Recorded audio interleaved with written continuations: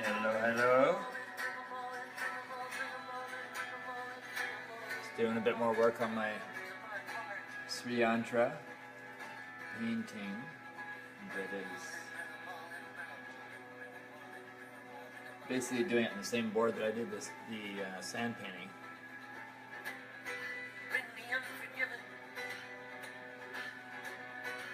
And now is the permanent one that I will use for meditating on and see, well, explore that technique and see what it does. And I can give you guys feedback on it. It's, you know, aside from you know, the fair bit of research that I've been doing on the sriyantra, really the only thing that's going to tell me anything is when I sit and meditate on it each day. You know, what comes up or what happens, what changes.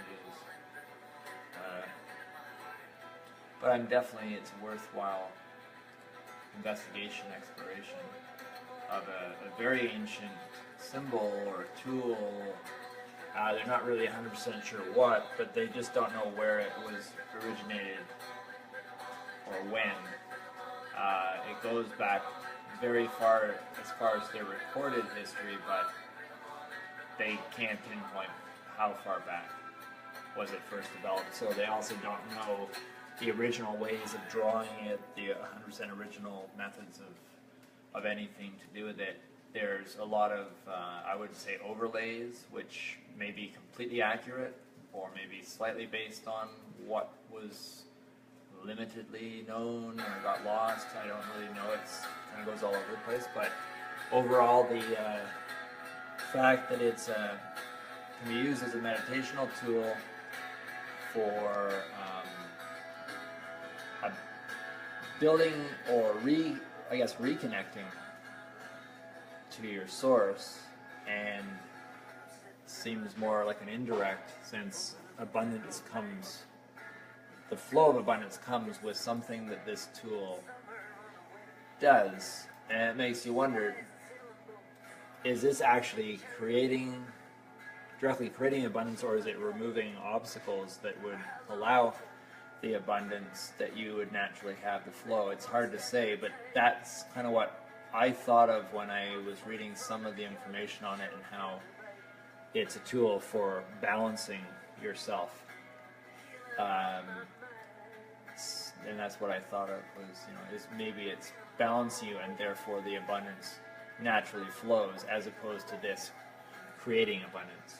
It's just a subtle difference, but really actually not so subtle when you think about it. Mm-hmm. Like, basically they would be two totally different tools if such things both existed. True. Although it resonates with Om. Yeah. Yeah. So that's interesting. And Om is the sound of creation. Right? It's that frequency of manifestation. Yeah. The cymatics guy, German guy way back in the, 1800s or more, developed this cymatics system of sound exploration and regulation, and the effects of sound in a visual manner, and in this little kind of, his setup, his machines that he puts things through, to get the vibrational frequencies showing up in a pattern according to whatever the sound is. He put in the sound Om through this machine, and interestingly enough, he got a pattern that was almost, well, it was definitely this piece here, like 100%, and then I don't think there's any proof of, or that there is any like pedals per se, but there's a bunch of rings after this piece. So that's kind of fascinating. And if you start piecing all the bits of information that seem to have some credibility, piecing them together, for Raven and I at least, it seems to point to the idea. Oh, also, just a bit more information there. there are temples that are designed exactly the shape of this, if this was turned on its side, and each one of these was like a step up, almost like a pyramid type of thing, that would come up to a center, and then there's like a core host that is that center dot that's going to be there. Be great to build something like that one day. Well, I think that maybe we should just do a big as one a big, outside. like a big art project. Yeah, massive. That would be awesome. But everything seems to be pointing towards the idea that this may have also been a device. And this is just the leftover remnants of the diagram of it. But in some way, some sort of three-dimensional device, and there's a few different renditions of theories of how it might have been. But the idea of it being an actual device that did something, I might say, I don't know, direct. You know, and now the idea that we're using the symbol of it, which has its frequencies echoing through it or in some manner, to gain benefit by meditating on it. But it seems that the suggestion that there may have been a device or devices that this came from that were therefore way more powerful, because you'd, I don't know, walk up to it or into it, or you know, maybe it was also a spacecraft for all we know what this thing was. A portal. We talked about or it a being portal that in that sense is a space access to other dimensions and stuff. Like maybe this was stuck, well, maybe it was on the ground the way they had it, and then maybe this was a big opening and you leaped into it, or it was a doorway like you said, and you stepped through and it's just fun to imagine all the possibilities of what it could be. Yeah, it's exciting. I think it's important to exercise the imagination with things like this. And it's, you know, anyone afraid that they're going to go off on a tangent and get caught up in some belief system that traps them, well, that's bullshit, because I think anyone that can use their imagination knows how to use their imagination in a positive way and how not to get caught up in their own dream. And the ones that built Christianity should know well about that, because that's sort of what they got caught up in. It's just building too many structures as part of a spiritual system. You know, which. So talk about what you're doing now with the.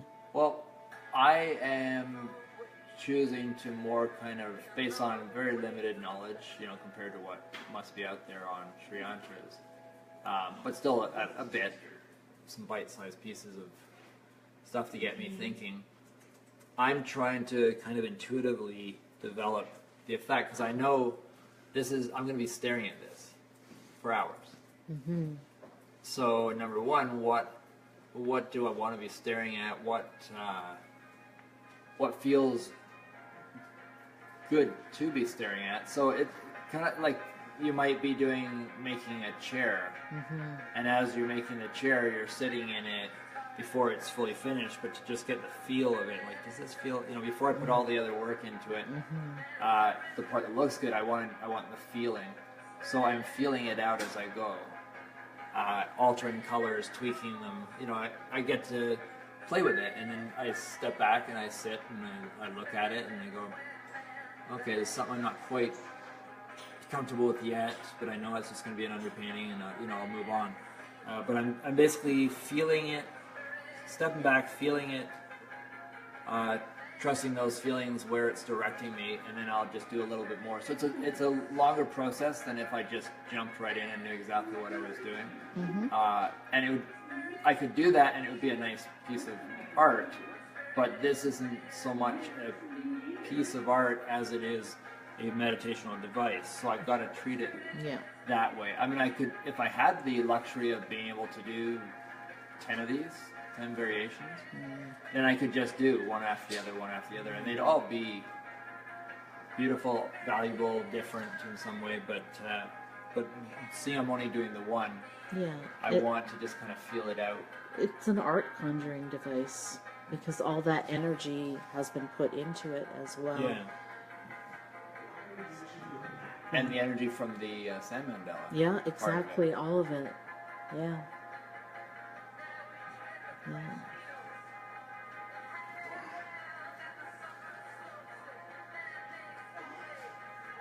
But yeah, I found it quite fascinating, the idea of,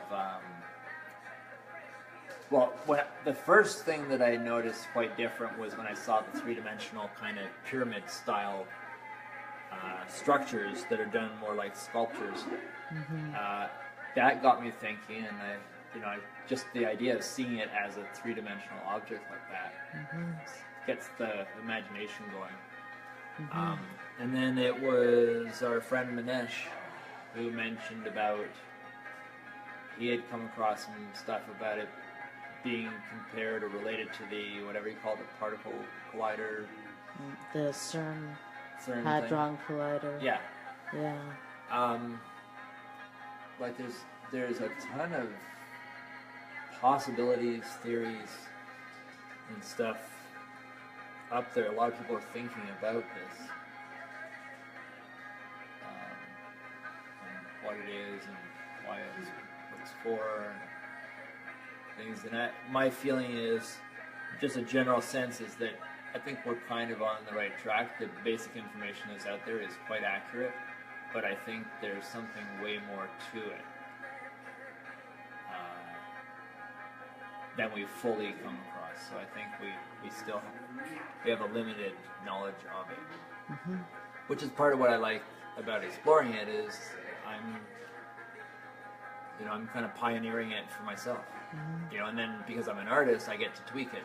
I might meditate on it and just get a feeling that, I just got to go back in there, and this just feels a little bit something, and I can tweak it.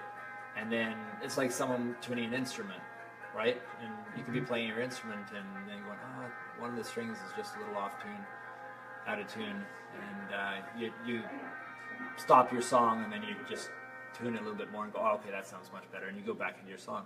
Well, I get the freedom to do that, to tune this as I use it. If I get any feeling about I should tweak it this way or that. So that's kind of fun, because I've done a lot of things that are pleasant to look at for a long time, so kind of meditational tools, but I haven't done one so formal as this.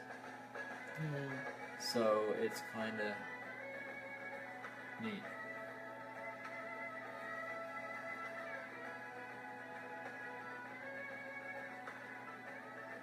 But what I'm working on right now is I'm putting on, it might look like white, but it's actually a very pale yellow, bunch of dots as a layer, and in very specific places. But what I'm working on right now is building up the light that I want emanating from this structure, and I want this central triangle here to be the brightest, and then gradually as it goes down, sort of darken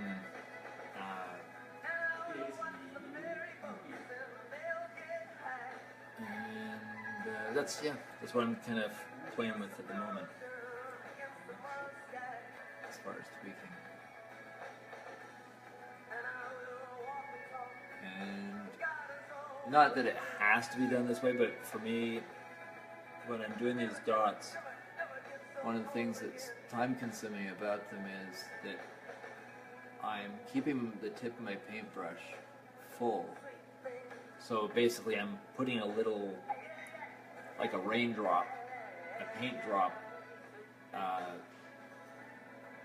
with like a little bubble of paint on there, so that as it dries, it has a little bit of substance to it, compared to if I just dabbed, I get on a lot more quicker, but they wouldn't have this solidness to them, because they wouldn't be as opaque. And also by doing this, it gives them a very round shape automatically. You know, that sort of raindrop effect. Yeah.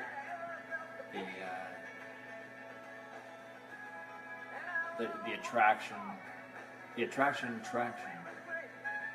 of whatever that physics is of how a drop of water holds itself.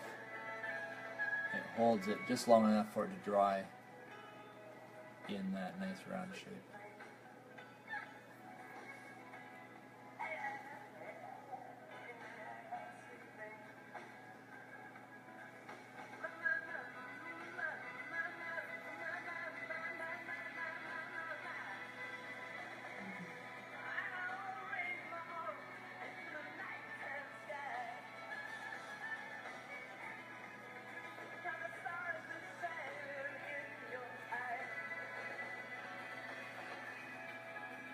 No, I'm going to have to plug in my phone. So, You can unplug mine and plug it in. yeah, we'll just resume a little later. Okay. So, and we will put links in the comments to some cool videos that we talked about. because we come across a lot of neat little Yeah, bits and like pieces. including that cymatics one, we put a link. Yeah, and just remember, any information that we're putting up, in any case, it doesn't necessarily mean that's what we have decided to buy into or believe or whatever. I'm just saying this in general. We research not because, this is what we figured out, this is the answer or anything, but it's like, here is more to stimulate your imagination with the possibilities that are out there. So we haven't made any firm decisions on things, and we try not to, and that's how we stay flexible, Raven and I, in our investigations over time, explorations. Well, some things we're firm on too, though. And many things we are firm on when it becomes that way, but we don't just sort of leap onto any bandwagon that quickly. So if we are firm on something, it's because it's been years of not being so firm, and developing and researching, feeling things out, and living that experience in some way. But back to these posts that we'll do, or links, just a whole bunch of different things that just show the depth of the sriyantra. How old it is, a sense of how old it is, and how mysterious it is too. It's not all figured out. Yeah. And I don't know, I find things that haven't been figured out quite fascinating. Mysteries, yes. Or even if they have many applications, people associate many different things. But ultimately, it's a manifesting device. Yes. Yeah. Now, what thoughts came to my mind, and I think they came to Raven's mind as well, is imagine some kind of large-scale form of this out on our land, built so that you would walk up steps, kind of thing. I don't know how the structure would be built. Largely sculpted out of the land that the hill was made, and then these could be all they could be borders with plants grown in each petal. They could like to get the colors.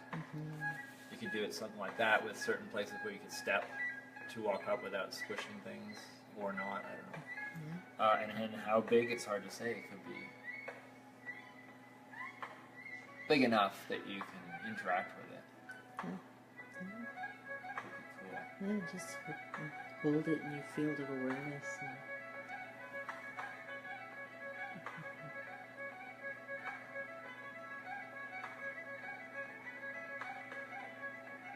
Are we going to name one of our fields? The field of awareness? Sure. Go here, step into the field of awareness.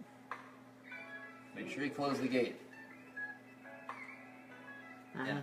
Terry Ann just joined. Hi, Terry Ann. Terry Ann, when you step into the field of awareness, do you close the gate behind you?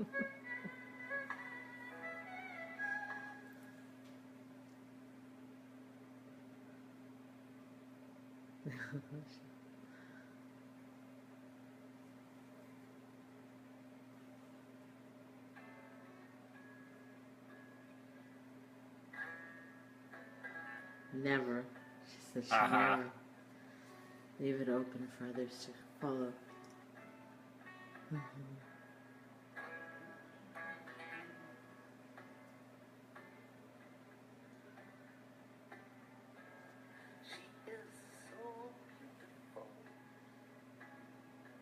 Alright, my arms are getting tired, so we shall resume later. Later. Ciao. Okay, and for sure, Rafe, this Yeah. time? Yeah, We're yeah. going to do another one? Yeah. Okay. Okay.